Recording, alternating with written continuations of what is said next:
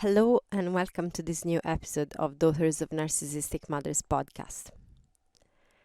The birthdays when no contact episode got a lot of love, so thank you all for that. And with that, I also received requests for the in contact version. Many of you who have reached out have mentioned the irony of the timing, as either your birthday or your mother's had just gone by. So when I got requests for this new episode, I decided to give it priority.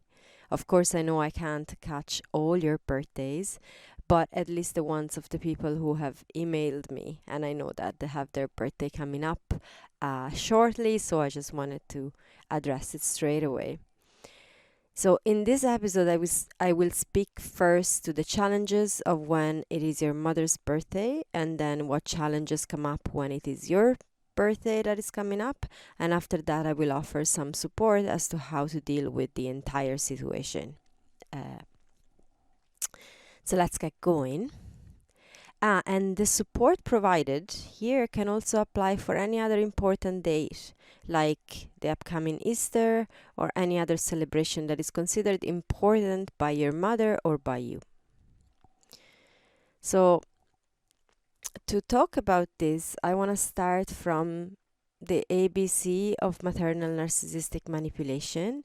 I have done a full episode on that just a couple of weeks ago, so you can, if you haven't listened to that yet, go and listen to it, as that's a very, very, very important episode. It's like foundational to understand how maternal narcissism works. But in that episode, I spoke about the 5 strings a narcissistic mother can and will pull to get what she needs of you.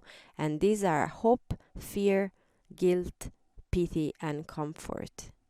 Around birthdays, as well as around any other celebration that might involve her, you can expect her to go pulling on those strings a little more intensely or a lot.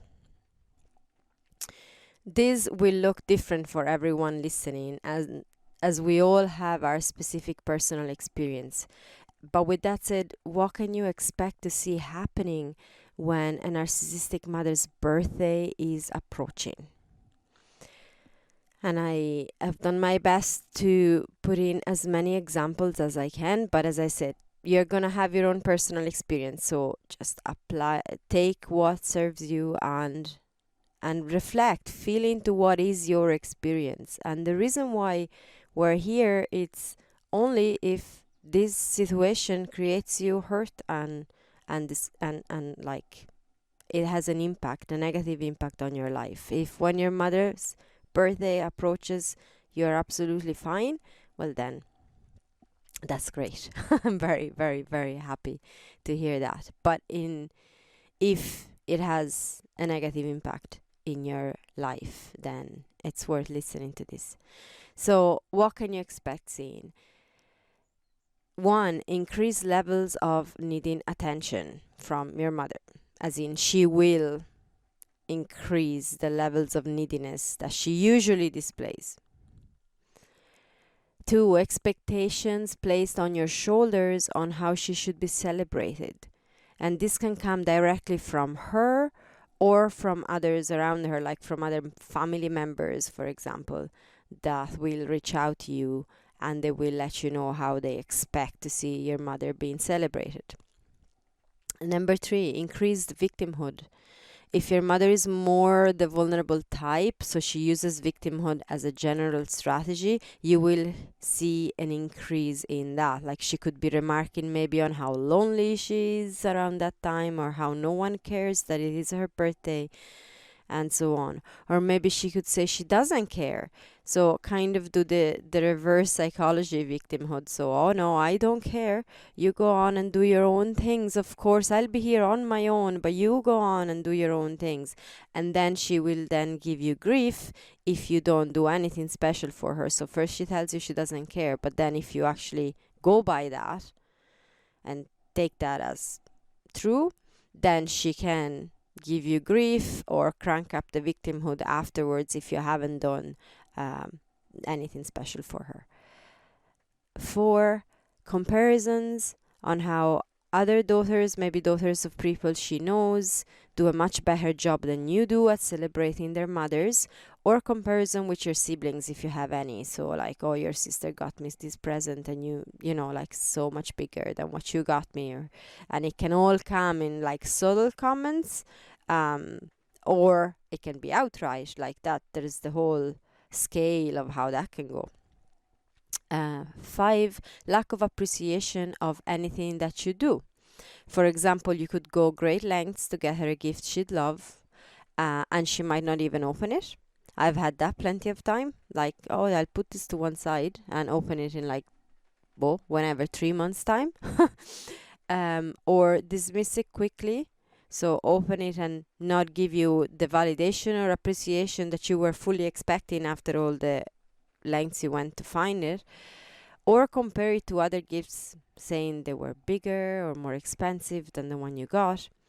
Or again, this is like an example about the present or the gift that you can get her, but this can go also if you're organizing a dinner. The restaurant mightn't be the one, you know, she mightn't appreciate what you choose as a location or how you organized it, or, you know, and this can go on. I have a memory of my mother.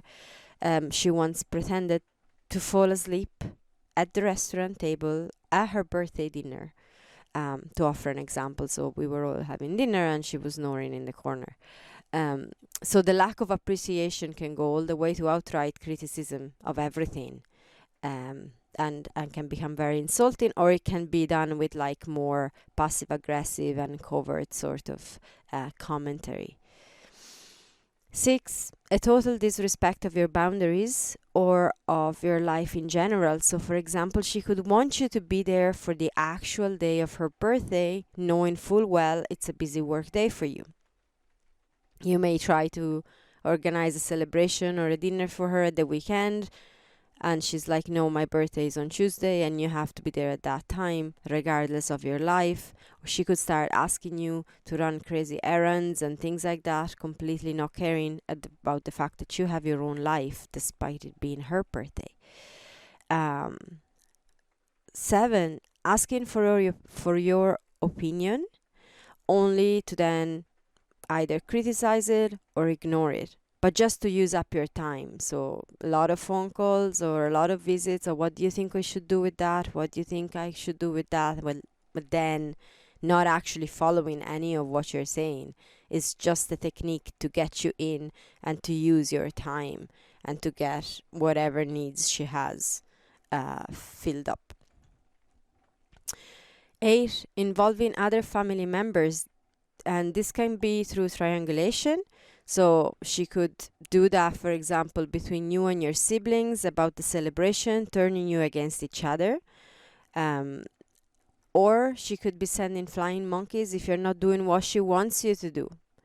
Like if you are beginning, for example, to set some boundaries and going, okay, you know what, all these phone calls just because it's your birthday, we can't have that. I mean, I need to have a life too.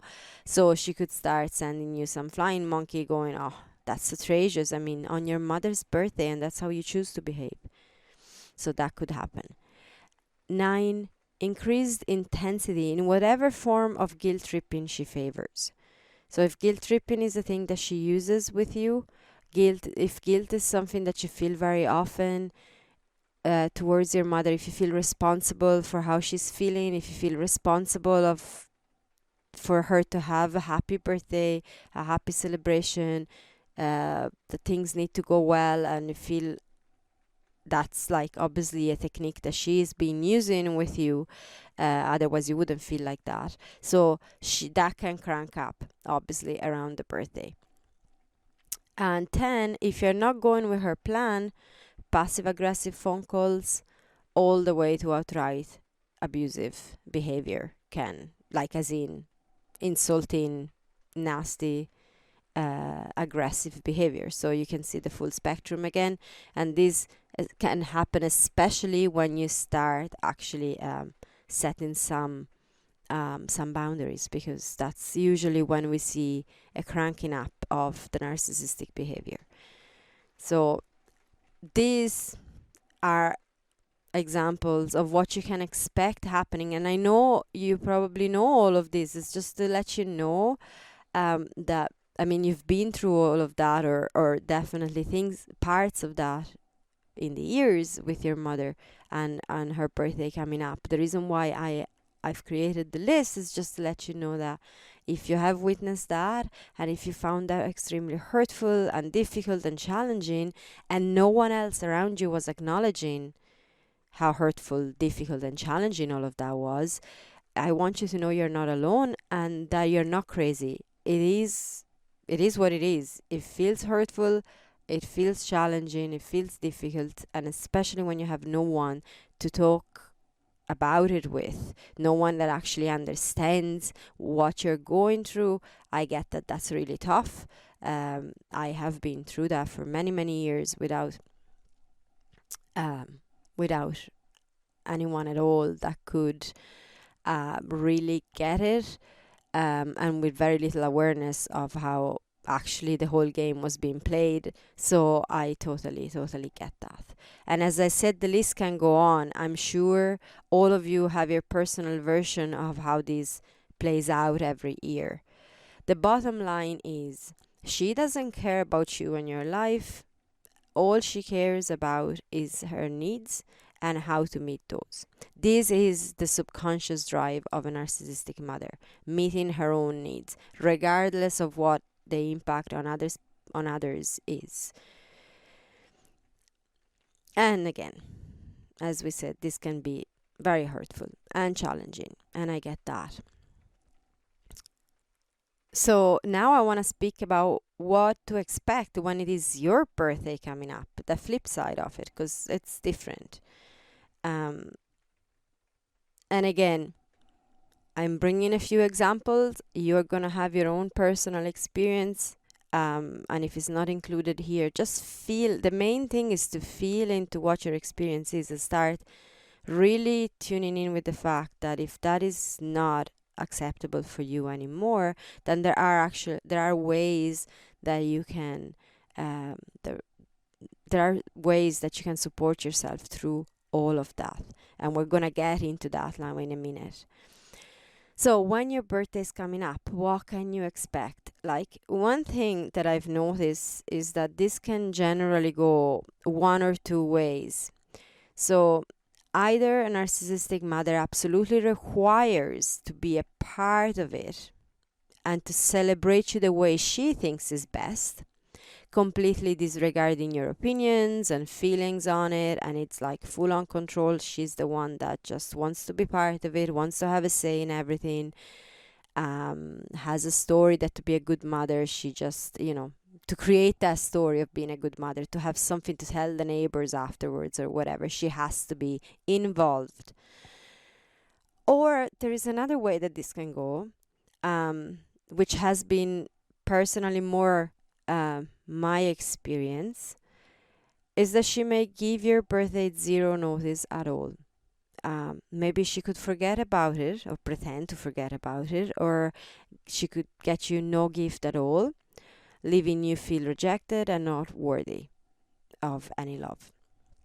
She could use a line like, "Oh, I didn't get you anything because you never liked my gifts anyway." So putting the responsibility of why she's neglecting you back on you. It's your fault. Or "Oh, I didn't think you wanted me to call you on your birthday. I mean, you never cared about birthdays anyways," or something like that.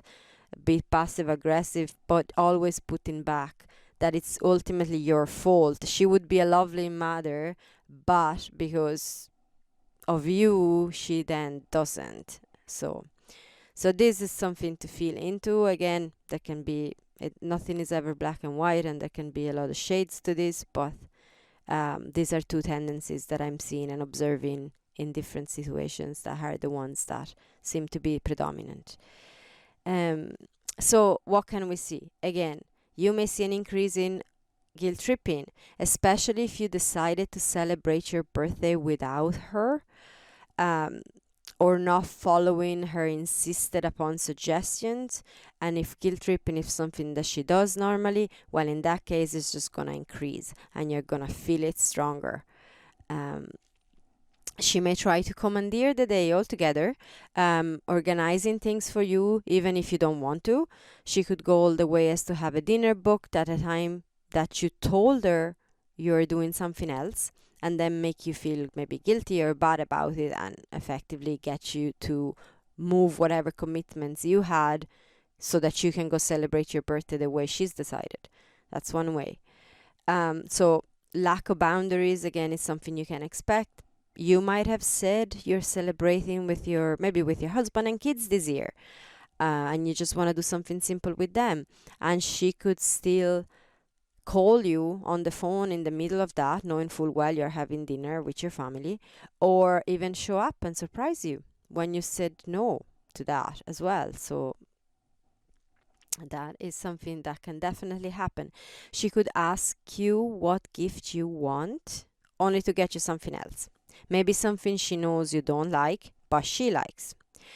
That is something I've observed in my family so often. Like, we even have a joke with my own daughters.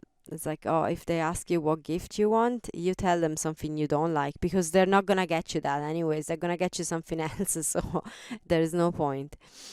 Um, or she could get you something that makes what she calls your shortcomings obvious to everyone. So let's say you're at a party for your birthday, and your mother has a habit of remarking on your weight, for example. She could get you a diet book and show it in front of everyone. Or if she often tells you how, how bad a mother you are, maybe she mightn't tell you that outright. She might use some kind of passive aggressive, more covert type comments on how you're mothering your children. So again, she could, in front of everyone, get you something on parenting. So seeming for all the world she's only trying to help you and support you, but actually completely effectively criticizing you in front of everyone, or making you feel like you are overweight or you're a bad mother, or whatever she wants to criticize you on. So that can be a way this can play out. She might use your birthday party as a way to make it all about her, and in the process make fun of you in front of others, or, as we mentioned with the gifts, to use it as a chance to criticize you in front of others. So always making her looking like the one that comes out on top, and have you being the one that gets out of the party feeling worse than when you got in. Or another thing I've noticed, and that can happen, she could show up at your birthday celebration in a bad mood, completely self-absorbed into that mood, doing her best to bring down the mood of everyone else. And you don't know what set her off, what triggered that. No one does, because it's unpredictable. And so you could even know that this is a possibility, and spending the entire weeks coming up to your birthday dreading, okay, is she going to be in good mood or is she going to be in bad mood? What version of mother are we going to get today? And so this can go all the way to her coming to the party purposely to sabotage it in some way. Or she could even have, she could be in perfectly good mood, but have a sudden emergency that requires you to leave the celebration and dedicate yourself to her. So that's another. And so bringing her the attention back on her yet again. And this sort of sudden emergency thing could also come up if she's not invited and needs an excuse to ruin the celebration for you. So maybe she's respected your boundaries. You said you're having a smaller dinner with your family or with a few friends and that's it, or you're doing something different, or you're even planning to go away on a trip or something, and then she's like, seems like she's accepted it and everything is fine, and then all of a sudden she comes up with an emergency situation and you have to cancel your plans or change everything for her. And as I mentioned already, she could pretend to forget. Maybe have you ring her on your birthday. I often had to do that.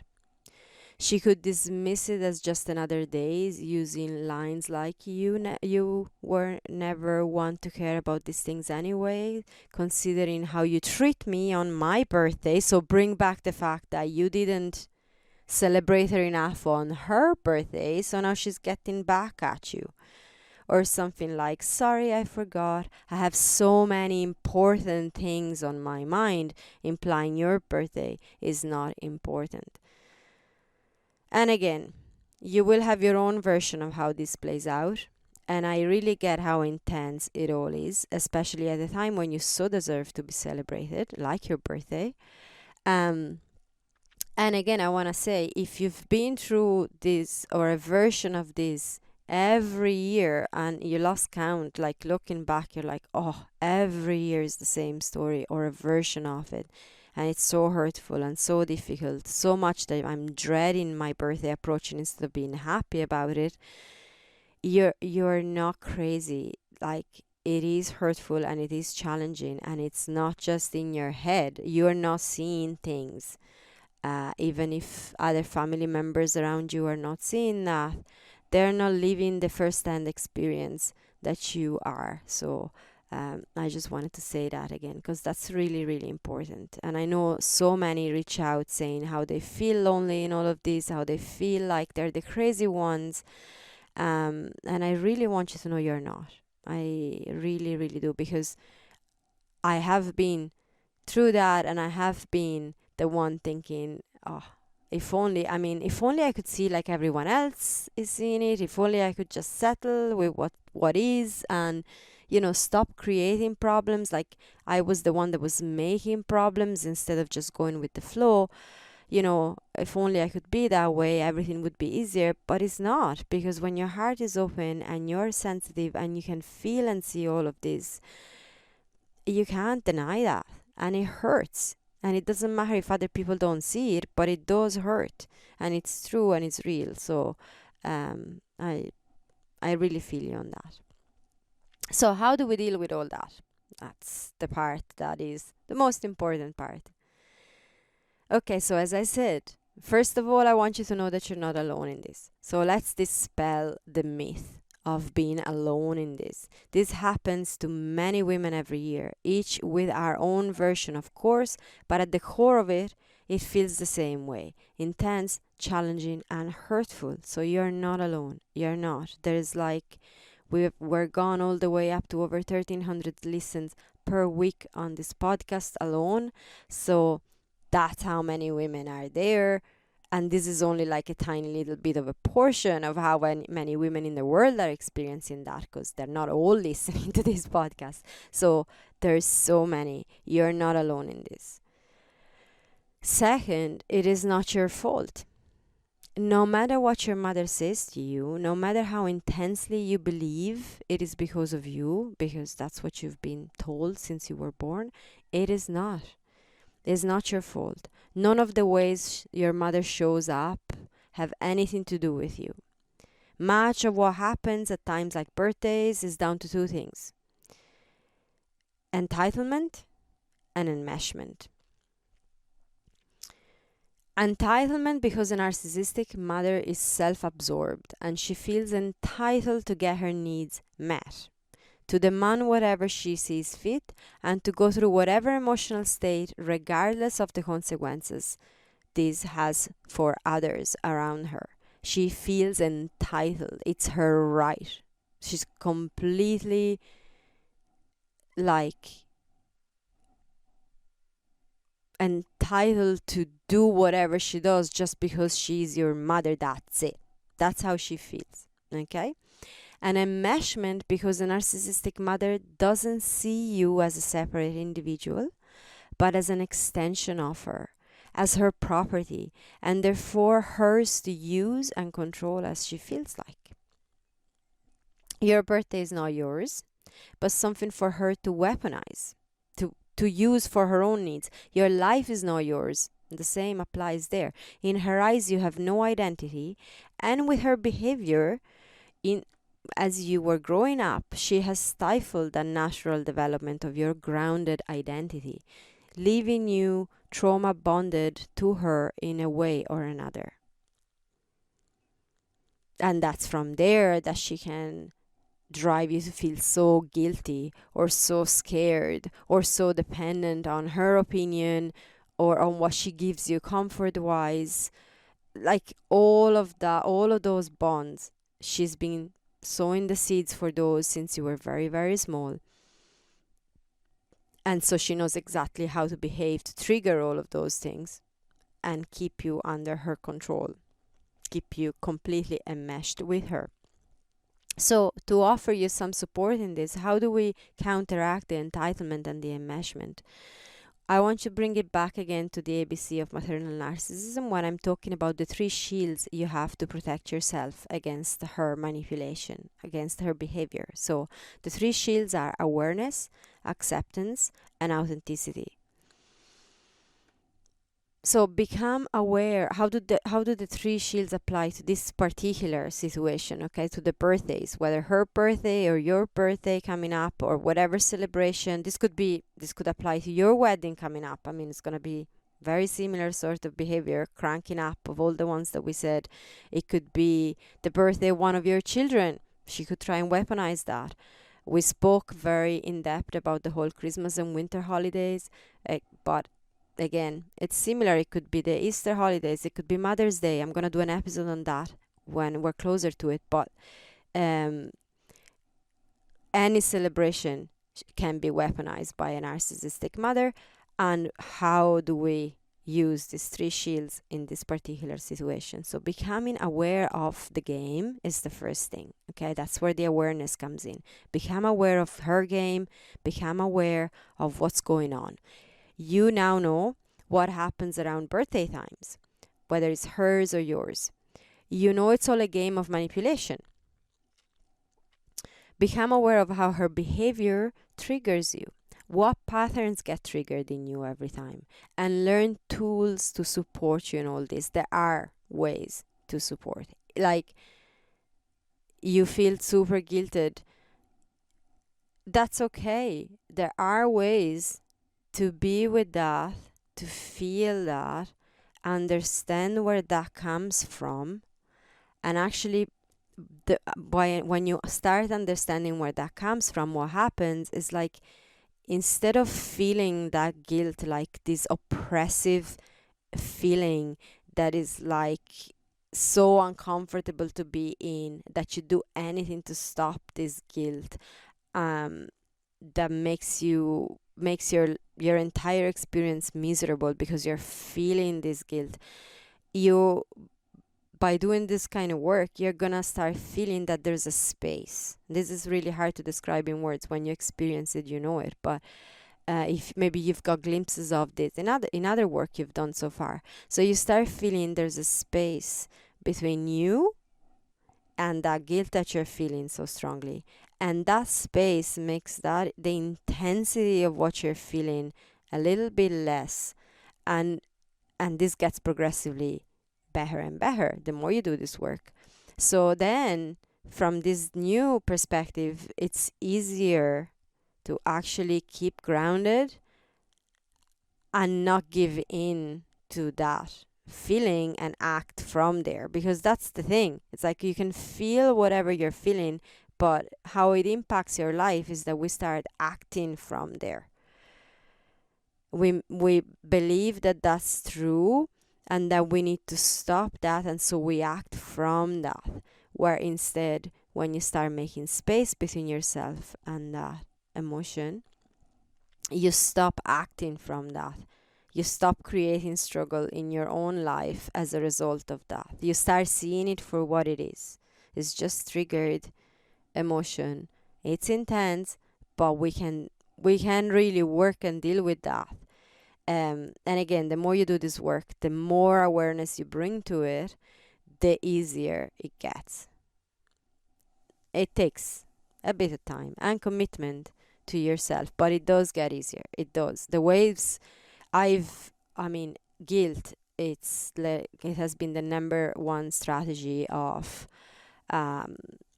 as you've heard me speaking to this before, I have a narcissistic mother, but I also have a narcissistic grandmother, and I have been reared mainly by my narcissistic grandmother. So her technique. She was more the covert type, vulnerable narcissist. She's still alive. And so guilt was and still is her system. Like that's her go-to, and that has dominated my life for the best part of it. Actually, the vast majority of my life has been dominated by her guilt tripping me, and it was very intense. I mean, the intensity of how I felt that, it would make me do anything to stop that. I would completely disregard my own family, my children, my husband, didn't matter what. Like, to just stop that guilt inside of me, I'd do anything for her. I was feeling so responsible for her. But doing the work, that doesn't mean I never feel guilt anymore, but it's so not intense. like it's 1/10 of what it used to be, or even less. It's like it's a flicker. It's like, oh, that's what that is. It's just an old habit trying to come back. Oh, that's nice. Right, go back to your seat because I don't need this right now. Like, literally, that's how it works now. And I'm not saying that to just go, oh, I'm so good. I'm not. There's still a ton that gets triggered. But it's just to say, it's to give you hope that if you are feeling like completely swallowed up by it right now, that when you do the work, when you become more aware, when you learn the tools, it gets easier. It really does. It's hard to see the light at the end of the tunnel when you're completely in it, but I can tell you it does get easier. Okay, I digressed. So the second shit, so we spoke about awareness, now we're speaking about acceptance. This is very important because acceptance is actually like a key ingredient when we go when we speak about boundary setting, which around this whole birthdays thing, the boundaries are really important. So when you accept that it is no use to set boundaries with her, this is really key.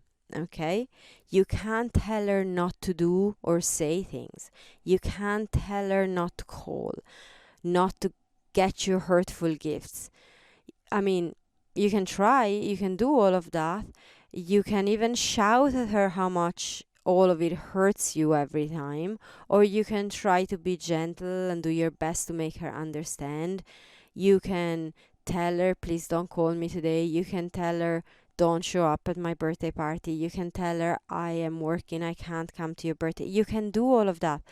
Sadly, none of this is going to work because she doesn't care. And she can't register what you're telling her. She's driven by her needs. Her subconscious force, it's all driven by her needs. And that's what she's going by. So she's like waterproof to your boundaries. They don't go in, okay? Once you accept this, you can start setting boundaries in a more effective way. No justifications, no explanation, and most of all, set boundaries for yourself. So what does that mean? If your mother sends you a hurtful note on your birthday, and you know it's coming, because at this point you know it. You know, she does that every birthday, okay? So instead of asking her not to, so that's trying to set boundaries for her. Mother, stop sending me hurtful notes. That's not gonna work. Set the boundary for yourself and don't open it. That's the boundary. So you see the card coming into the post box, you pick it up from there, and you throw it in your fireplace if you have one, or in your bean if you have your paper bean, whatever. Like you shred it to pieces. You don't open it. You ask someone else to check the post that day if you know that that's going to be too difficult for you. You set boundaries for yourself. If she calls you around your birthday and you know she's gonna call you with passive aggressive remarks, maybe you've set a boundary actually, or you've done something, or you know that's just what she does every year. So again, there's no use in telling her not to tell you these things. What you can do is set a boundary for yourself. Don't answer the call. Or have it set already in your own head, like an if then. If my mother rings, and maybe you decide you want to answer, that's okay. Then this is how I'm answering. I am not discussing this with you, full stop. That's it.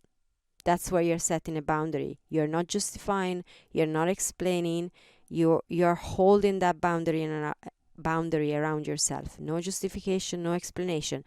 I am simply not discussing this with you, full stop. Now, are you here to tell me anything else?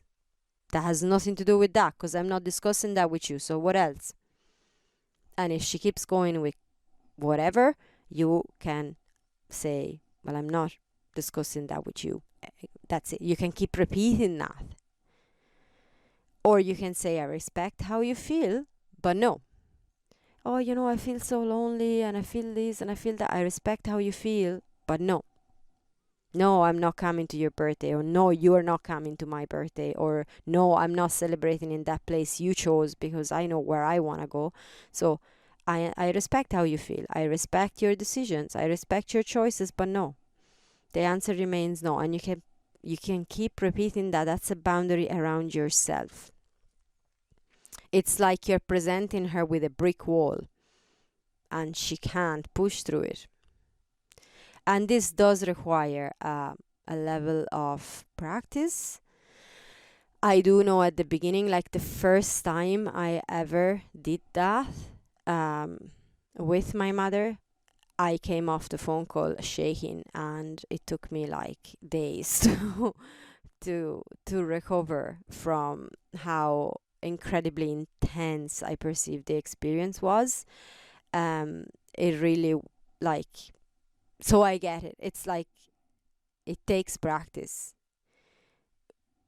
Like 4 years forward, so like after 4 years of showing up like that, not just with my mother but with my entire family, which is a very complex narcissistic family, I now don't feel half the intensity. It's like I can just, yeah, whatever, I respect how you're feeling about this, but no. Even when the flying monkeys come, even it's like, yeah, no, this, I'm not discussing this with you. No, okay, is this the end of the phone call, or like, what are we doing?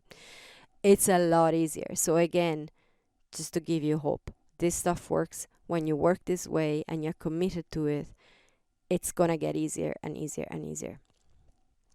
Number 3, so the third shield is authenticity. And what does that mean?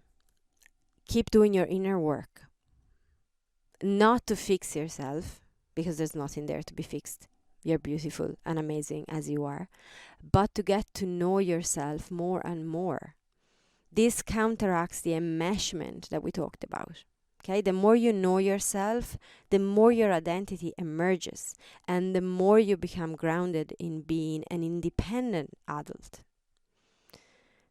From being an independent adult, from here, the boundaries you set become even more powerful, and that's where she will trigger you less and less, okay? Because that's her game, keeping you enmeshed, keeping you not an independent person, not with your own identity, but completely absorbed into her identity. Then from there, she can control and manipulate you. When you become independent, when you become your own person, grounded in your identity, connected with your gut feeling, with your inner knowing, from there, she cannot control you or manipulate you or trigger you anymore. That's like the most potent shield that you can put around yourself. Also from here, you will get to train your system to be more regulated. So when you get triggered, like for example, you set a great boundary, but guilt comes in a wave, like we said earlier, and it's intense, and that's okay. So when you have when you're grounded in your identity, when you know yourself and you know where you stand, those triggers are not going to be as strong, and you're going to be able, the self-regulation is that space that I was speaking about earlier, the space between you and the intense emotion, and your system can experience the storm of the emotion and remain grounded at the same time. those both parts can be in you at the same time. And then the more you practice this, the more the part that is grounded becomes bigger, and the more the part that is triggered with the guilt, for example, gets smaller. And that's the process of self-regulating and practicing how to do that. And also you can go to your support group or to your mentor or therapist and process that intensity there, rather than acting out of it with your mother and then going back on your boundaries, or yet again doing whatever she wants, or get really hurt or whatever. You can feel that emotion has been triggered. You can remain grounded and with your mother keep up your boundaries and don't act from there. And then in a safe space that is consciously created for you to deal with that, you go and process what happened. This will have you been able to deal with the situation powerfully without getting swallowed by the emotion. Okay, so again, awareness, acceptance, and authenticity. Very powerful shields that will support you in setting the best boundaries possible around yourself, so that you will be able to deal with your mother's birthday coming up, or your birthday, or any other celebration that feels important. So I want to go through things that I just want you to hear that are very important. Remember, you are allowed to celebrate your birthday the way that feels best for you. You don't owe your mother anything, so you are allowed to celebrate your birthday the way that feels best for you. You are not responsible for any part of her life or her choices. She's a full-grown woman, so you're not responsible for her to have the best birthday possible, or stuff like that. Her story is her story. Your story is your story. You're allowed not to go to her birthday if that is too much to take with her current behavior. Again, that's her choice.